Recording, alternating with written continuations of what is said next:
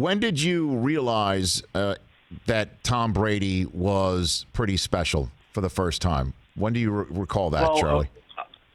well, we had an inkling that he had a chance his first year, but he wasn't playing at all his first year. As a matter of fact, he was our fourth quarterback, and I think he threw 3 passes all year.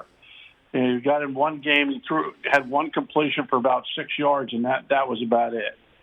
But the next year in training camp, he was fighting for number 2 with Damon Ewart, who we had picked up from Miami, and he beat him out by a hair. It wasn't like Tommy was clearly the second best guy, but he beat him out just by little bits to back up Drew. Drew goes down, Tommy goes in. You know, we kind of take baby steps as we go through the year. And then about midway through the year, there was like a turning point where we really thought we had something special because we were playing New Orleans. We were down by 10 or 11 in the fourth quarter. We came back and scored twice, to tie it up. And we got into overtime. And on our first offensive play in overtime, New Orleans brought a blitz that we had practiced against multiple times in a week, but we hadn't seen once in a game. And the kid checks off.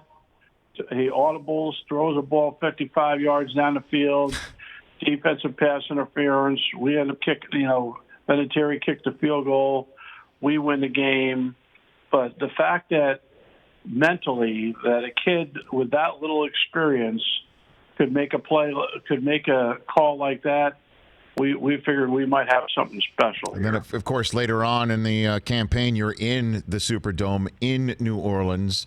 Vinatieri does kick a game winner for the Super Bowl in a drive that was very famous for many reasons, including for those watching at home in the last Summer All Madden Super Bowl that they called together. Madden's like they should take a knee here and go to overtime because this kid, it's his first rodeo, essentially, is what he's saying. Did you and Belichick have any sense of potentially taking your foot off the brake in that Super Bowl as you were dialing up the plays there?